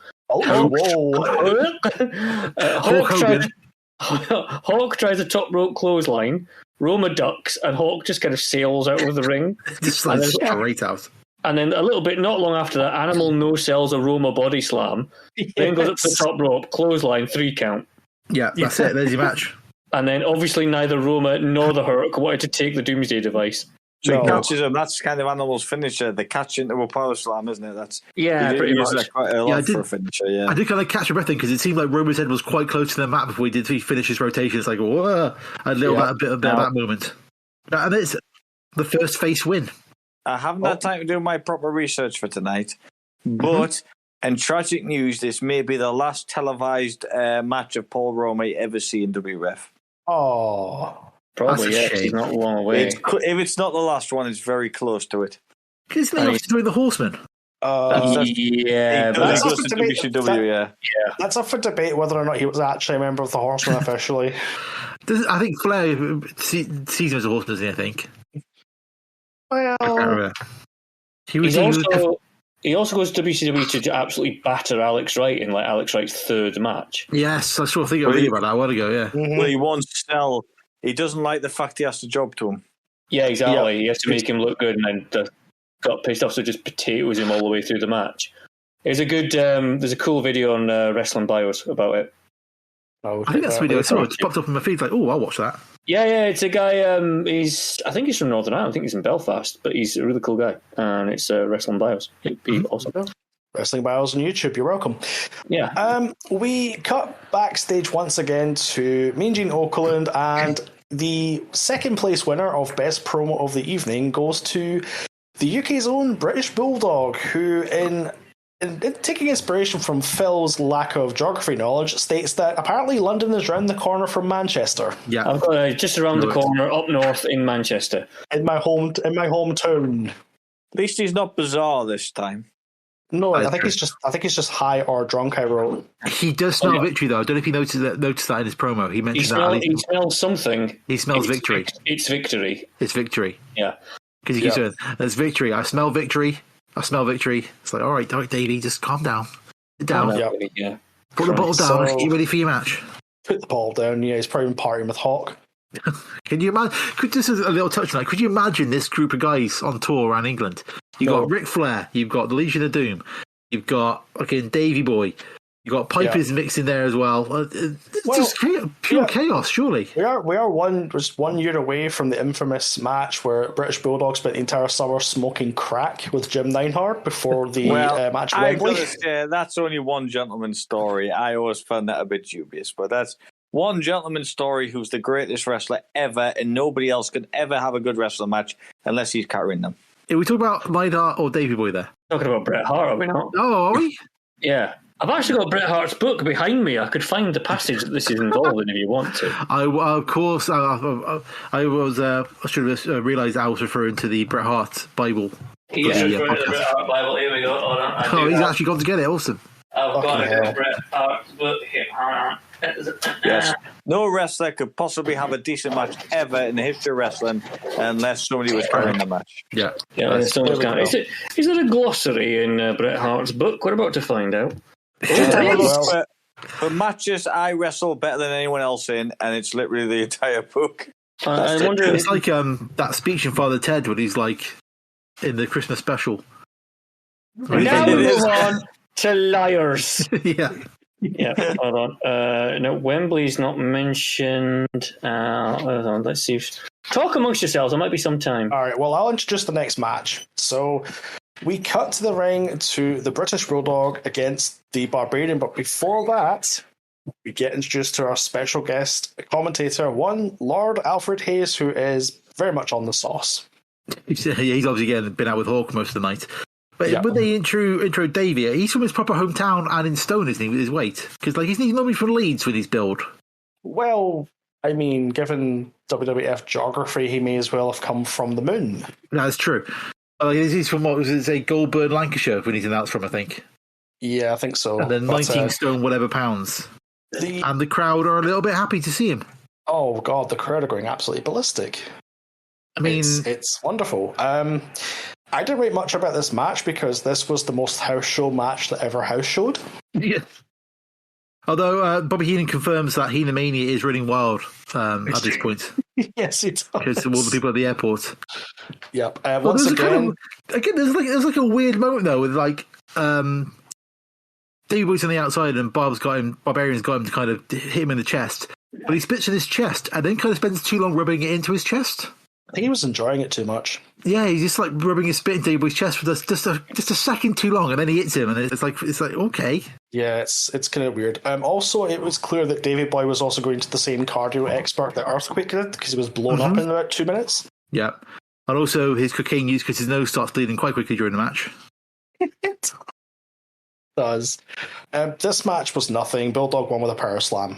Hooray! Yeah, it's a good looking pile driver from Barbarian. There's a delayed suplex on Barbarian, which looks quite impressive. Yeah, and he just doesn't run a power slam. That's it, isn't it? He just goes through the motions, really.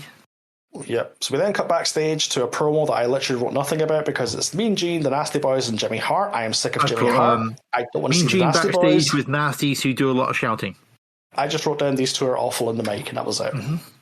Yeah, just shouting with them. At least like with Legion of Doom, they're shouting, but they're going places. You know what I mean? Well, they're going places, but it's almost from the Ultimate Warrior handbook where you don't quite know where that That's place what you want. Be. If you're going to be shouted at, you want it to go weird. You know what I mean? You want it to be. You want to be impressed. Whereas these guys are just shouting for shouting's sake. So we've come to the end of the night. It is now time for the 20-man battle royal for the Royal Samovar Trophy, otherwise known as the Russian T-Urn. Before we crack on with the battle royal, do you want your Bret Hart? Go on. Yeah, but you got to do it in that voice from the Rich and Famous character again. Oh no, I'm not doing that. Yes, no way. Robert Leach. Yes. Oh god, you want it? Yeah, do it. Oh, okay. When I arrived in London, hundreds of fans poured out of the hotel lobby to chant my name in the streets. I set out to find Davey, but he was off somewhere with Diana and his family. I didn't see him until the required entrance rehearsal at Wembley Stadium the night before the show. When I asked him why he hadn't returned my calls all summer, he wasn't able to look me in the eye.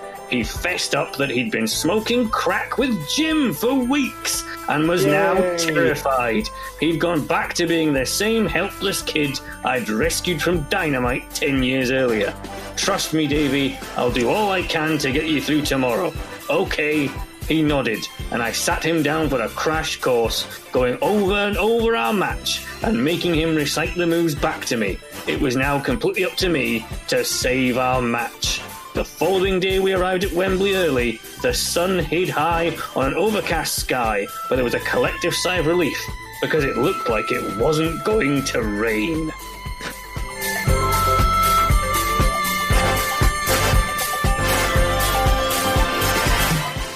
There you go.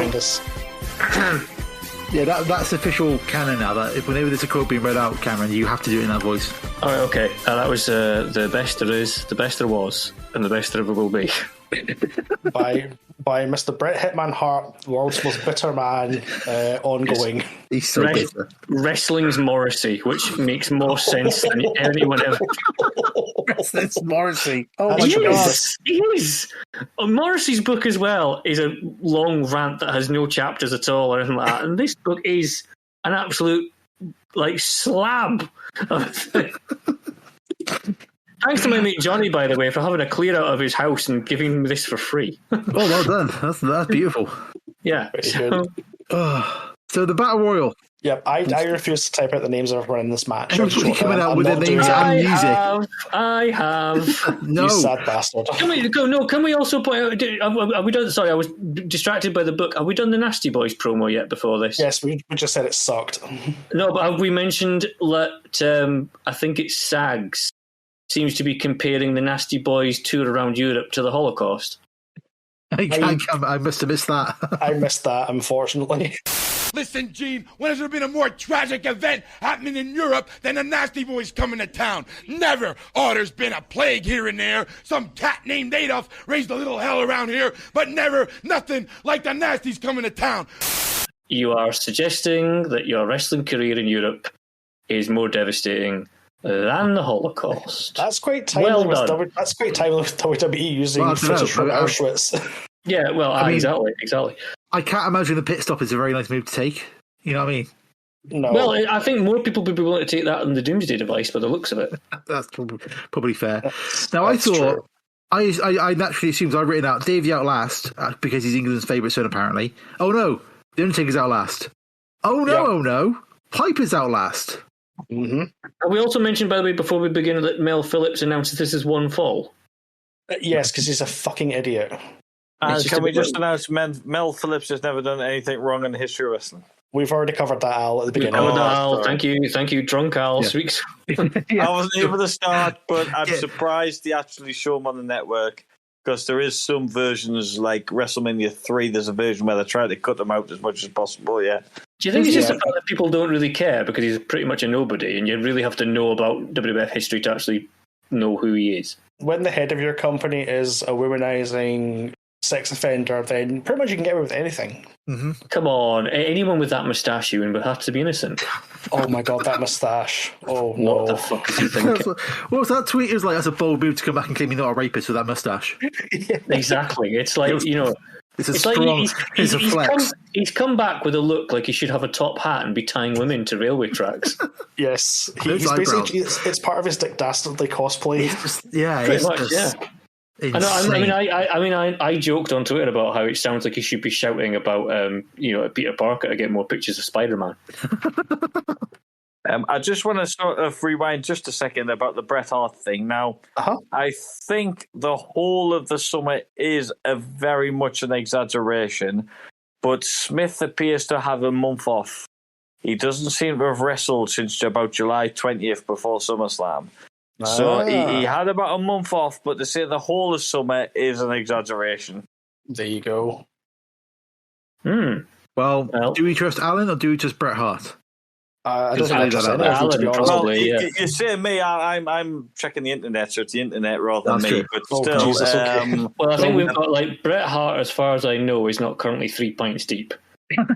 Well, apparently we'll side with Lord Geordie Alfred Hayes. Don't worry about it. Yes, we will. I can tell you, Davey Boy Smith pinned Iron Mike Sharp on an edition of Superstars that would have been shown on the 8th of August. So I'm sure we can look that up, but apparently that edition was taped the 20th of July. So that was his last televised match before SummerSlam. There you go. Okay. Unless there was anything else recorded previously that they've shown, but there you go. Yeah. Do you want the field for the Battle Royal? Go for it. Well, whoa, I'll do the field for the Battle Royal.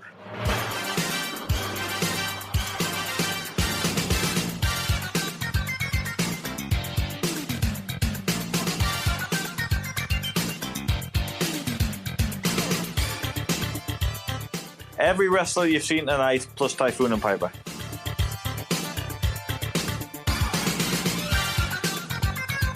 Wait. There you go. Yeah, so Typhoon and Piper, they're the only fresh ones. Everyone else has had a match, haven't they? Yeah. I'm just going to rewind again for another little match fact, but I don't think you've covered this before, but on this tour that they were doing of Europe at the time, there was a very other significant match. It's not been mentioned, though? Well, we don't know. No, I presume it hasn't. About 2 or 3 nights later, they went to Spain, which is a place I quite like. And El Jordiello, we know this, yes. There was a specialist television taping just for Spanish television.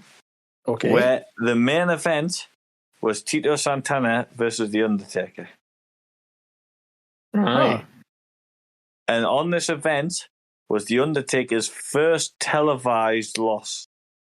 Where Tito Santana wouldn't he go over The Undertaker in Spain. As in pinned him? Yeah, he cheated. Not like a DQ finish, or? No, he hit him with the urn a couple of times behind the referee's back. But he would indeed pin The Undertaker. Yeah, first pinfall loss for The Undertaker on television. Wow. Even though it wasn't proper television in the sense it was only televised in Spain, it was still. It would never be counted in like quote official figures, or whatever. They would never recognise it at all. They always say Hogan was the first person to beat him at not Survivor Series, the other ones. You say Texas. But no, Santana pinned him.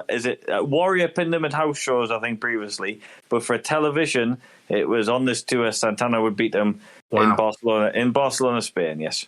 Well, I say to that, Arriba, Tito, Arriba. God.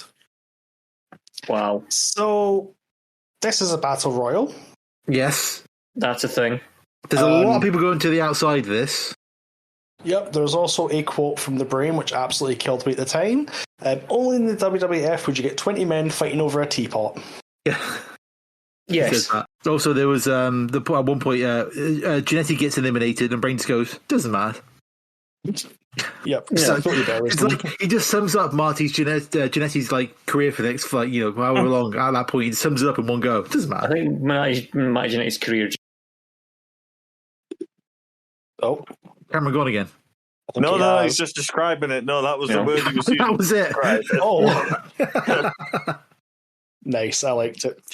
So we get near the end, and the corpse of Andre the Giant makes an appearance. Oh, that's cruel.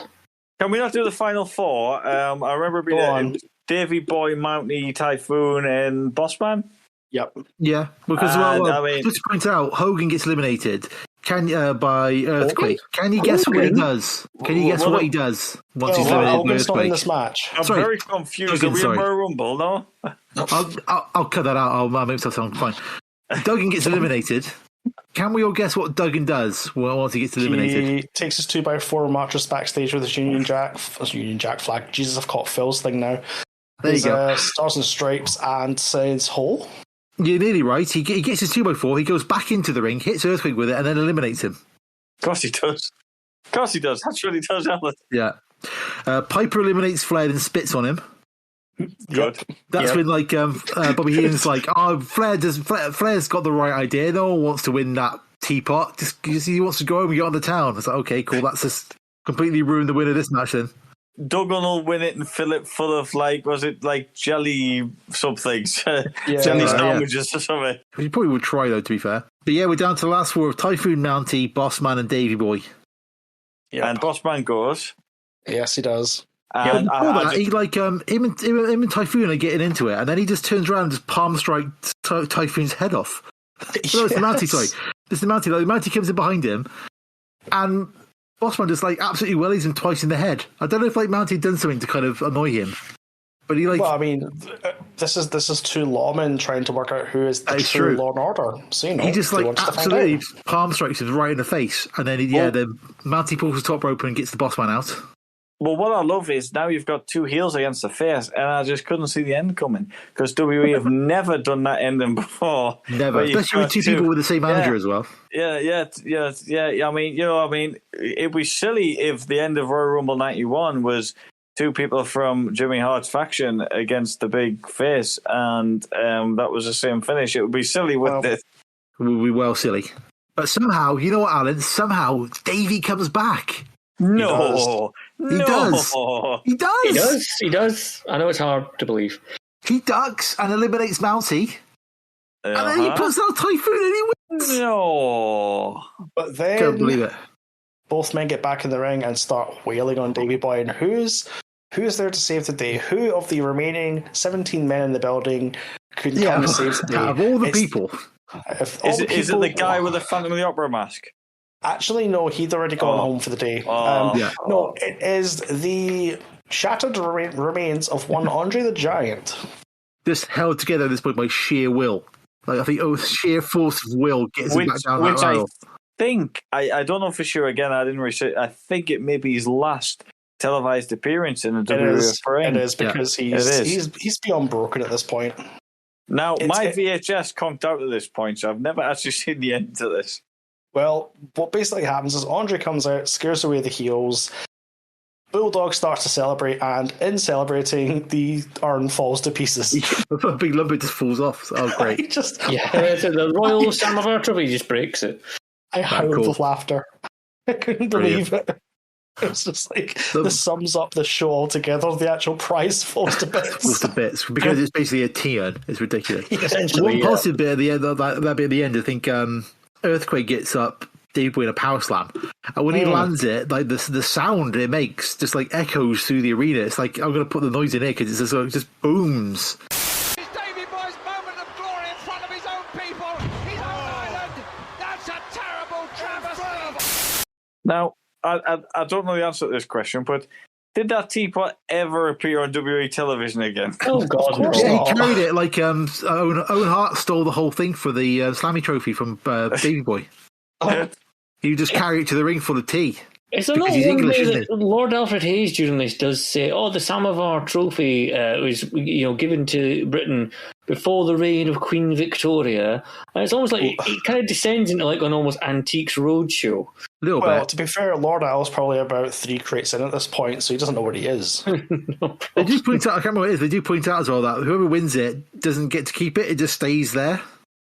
This whole thing is just... I guess it's like the Ashes, like you don't take it home with you.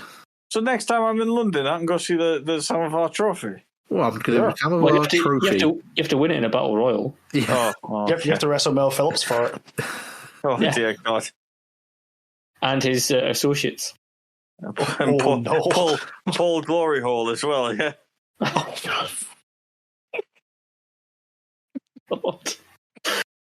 Oh dear. I didn't call him that. As Mr. Hayes made that name up. Oh my God, sorry.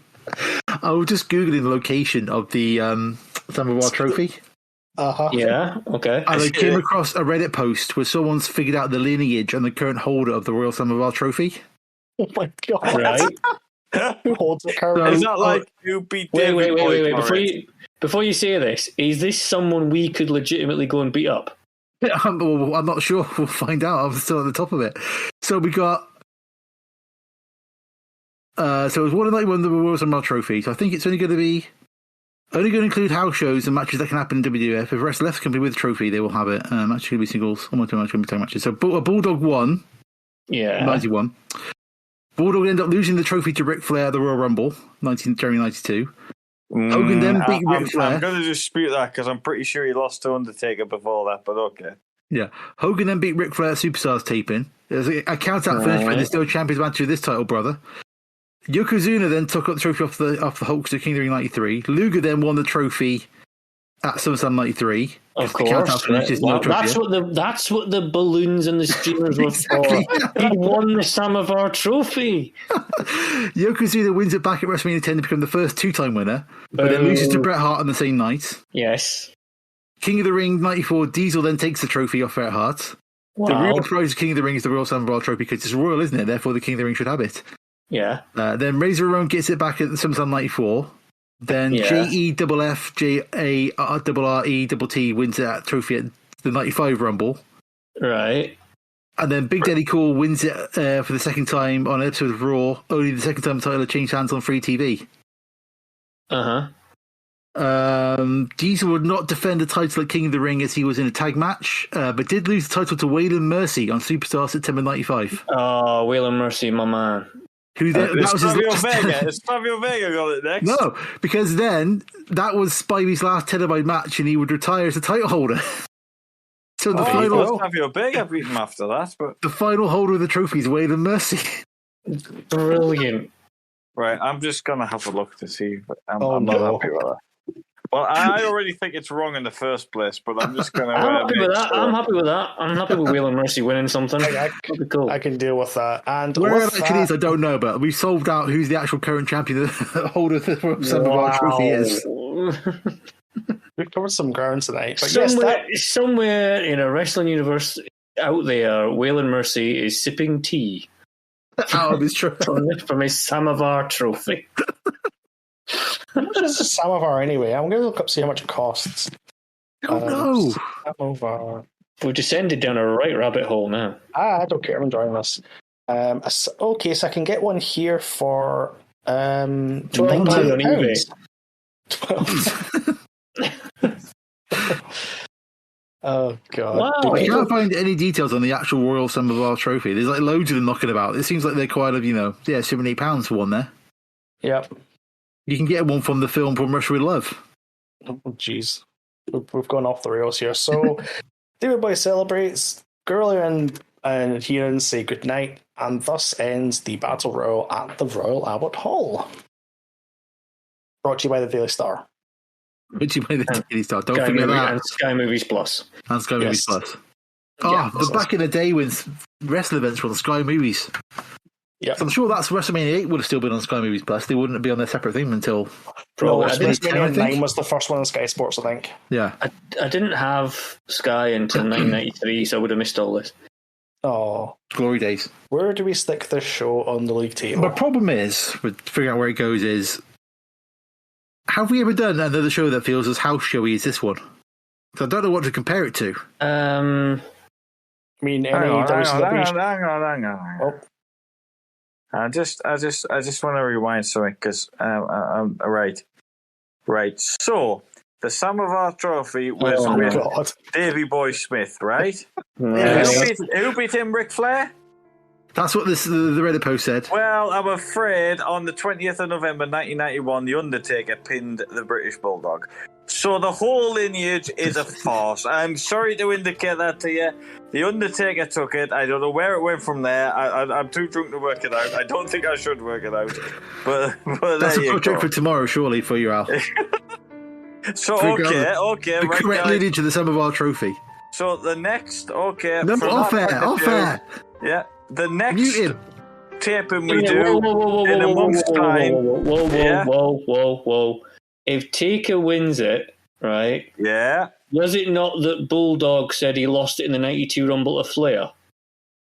Wouldn't Taker have also then lost it in the 92 Rumble to Flair? No, because Mr. Hogan would have pinned Undertaker for it. Now, however, Hogan might have lost it in the 92 Rumble, so maybe that lineage will continue. Yeah, see? So it's fine. It's still Wheel and Mercy. Shut up. I think that may need some more research when I'm sober. No, it doesn't. It's fine. Wheel and Mercy's the man. Well, you're right. Savio Vega beat him before he won the title, so it wouldn't go to Savio Vega, so possibly Wheel and Mercy has reprised. Wheel and Mercy has retired the Royal Samovar holder. Well, okay then. Ain't no one beating that. You babble on about stuff, and I'm gonna find out now. You've got me. Quick, end the show before he starts finishing that. Right, come on. Right, where are we putting this stupid show on the list? It's going down the bottom. It's near the bottom. It's a glorified house show. It's not even really a full pay-per-view. I think the closest thing to it is the Wrestling Classic. I agree, and I think I enjoyed this more than the Wrestling Classic. I enjoyed this way more than the Wrestling Classic. Oh, I'm a Wrestling Classic man. I'm just saying that. Well, you don't vote 3-1, so suck it. So above Wrestling Classic is WrestleMania 4.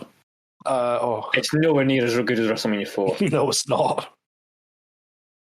So we're going to put it above the Wrestling Classic. Above the Wrestling Classic, but not as good as WrestleMania 4. So that will make it the 32nd best pay-per-view in the history. Yeah, totally.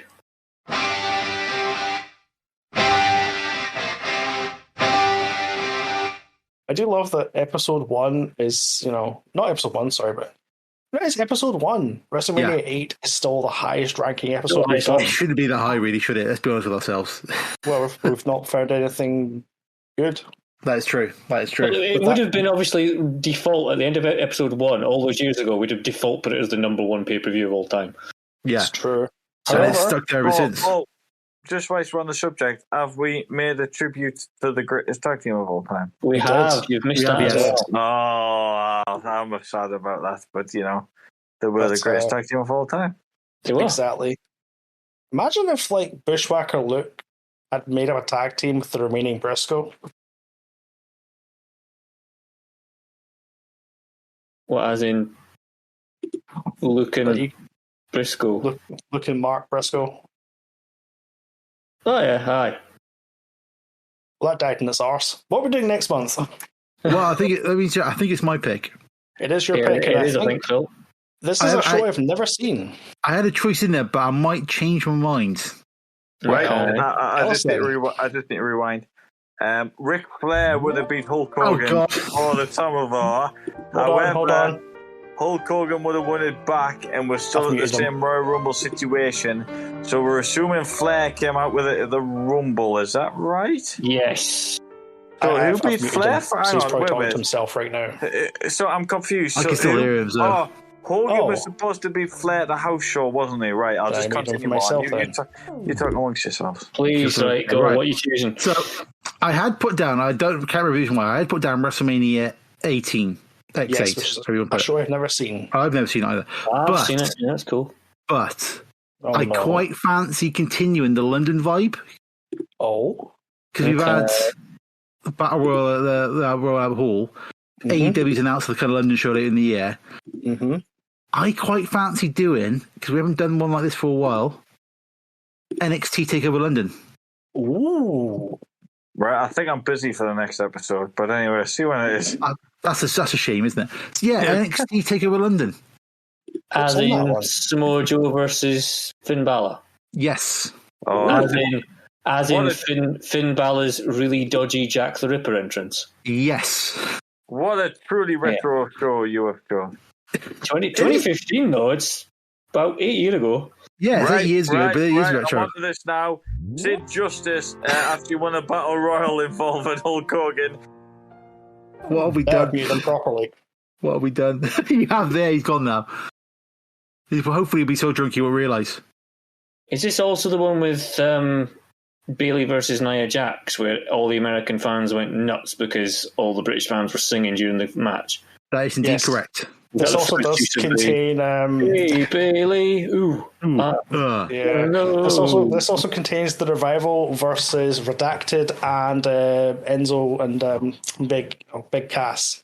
Oh, it does as well. Yeah. So I figured, let's do that one. Let's do one of those. Yeah, let's do one of those with sex pests on them, and it'll be great. You were giving me my greatest ever match of Rock versus Hogan, and now you've given me this. Yes. Take it away from the last second. I'll do it for my next pick, Al, I promise. I hope these biker club have a drinking night that night, I'll tell you that much. Right. I just wanted to continue the London vibe, but it's just like, Could have been SummerSlam 92, but no. Well, Al, you can save the day because you're the next pick after Phil. Oh, right. What other bollocks are in London? Can I choose? Hang on. I'm going to choose the first event from the Royal Albert Hall, which was 1905. And that was her first wrestling match. Is that on the network? I'll be surprised if it's anywhere, but maybe it's in some sort of radio broadcast we could listen to. I'll give it a radio broadcast. And of course, in the next episode, you get to find out where the real Sum of Our Trophy is after Sid Justice won it. Oh, no. The thing is, though, I know Al's going to wake up in the morning and see these kind of insane scribbles. So, it's going to be like the GIF from. It's always said in California. There's in Philadelphia. There's all the things on the wall and the string going everywhere. Yeah, it's from The Shining, isn't it? The Shining. With all the string everywhere, go right, and in this show, he wins. From The Shining. What, loads and loads of bits of paper that just say all work and no play make Whale and Mercy. Yeah, all of the walls. Yeah, Sid make Whale and Mercy the last holder of the Royal Sum of Our Trophy. Yeah. Jesus. Right, I just don't know. I mean, to me, the problem is that author included a house show. He said, didn't he? He said as a Superstars taping with a non-televised match, Hogan beat Flair. So then you have to count every other non-televised match, surely by his own rules. Well, we'll let you figure that out, Alan. Well, Alan, for the next round table, we can have an in-depth discussion about the true Sum of Our Trophy lineage. How about that? Yes. Well, I'm gonna trace it. I'm gonna sit here for about 12 hours, and not tomorrow though, because that's my day. But after tomorrow, I'm going to sit there with a trace this ridiculous Sum of Our Trophy lineage, and who knows who it could end up on? Who knows? I just hope it somehow ends up on the Brooklyn Brawler, but I don't think it will.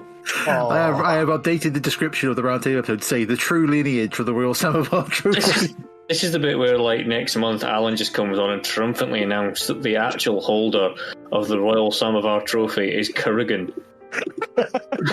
I mean, to be fairness, it could still end up on Whale and Mercy because of the... It could still end up there. So, but we're going to find out. But, like I said, because he didn't put on that Undertaker beat the Bulldog, but that didn't affect the lineage too much. It still ended up being in the Royal Rumble. Yeah, it's in the 92 Rumble when Flair won it. And then Hogan won it, but Flair won it back.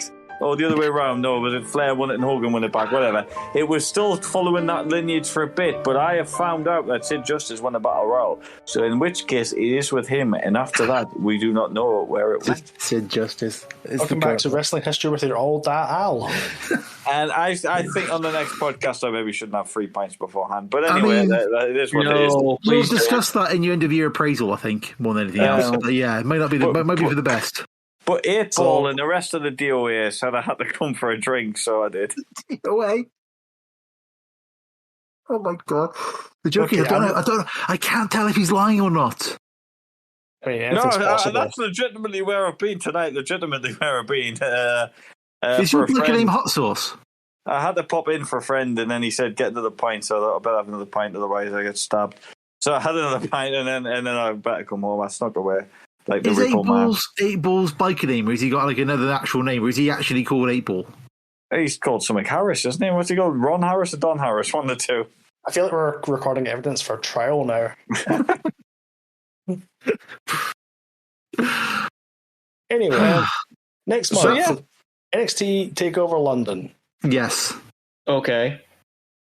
It's a fairly short card. It's like 6 matches. Yeah, but it's not very long. It'll last like 3.5. It'll last like 3.5 hours because it's a WWE show.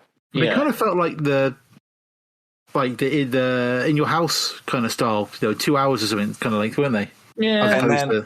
And then keeping with the theme for my next pick, I'm going to choose the best of Portland. Oh no, that's all right. Yeah, that's fine. We'll go with that. Yeah, is Portland cancelled? Don't know. Who knows at this point? Anything can happen by the time we get to the next record date. I can say Brian Kendrick's definitely cancelled. Let's not. We've already discussed enough sex offenders tonight for one show. We have. Well, let's leave it till next time we discuss some more. Whatever comes from this show, we know Sid Justice is the Sam of our trophy holder as of sometime in 92. Sid Justice is a Sam of our trophy. Well done. I feel you've given me a life goal tonight, so I'm very happy. Well, I'm glad you feel fulfilled. Yeah, that's good. So, with that, I suppose we should wrap this up at some point in time. The music's probably how do you wrap playing. up Alan going off to like some kind of Don Quixote kind of quest to figure out the lineage of the Royal Silver Trophy? Well, you could by following us on Twitter and Facebook. You can drop us an email. All the details are in the description. Our social media manager will keep you attached to like Al's collapse into madness as he starts figuring this out. Oh, he will. Trust me, he will. If Sid's listening, will you tell me where it went after you?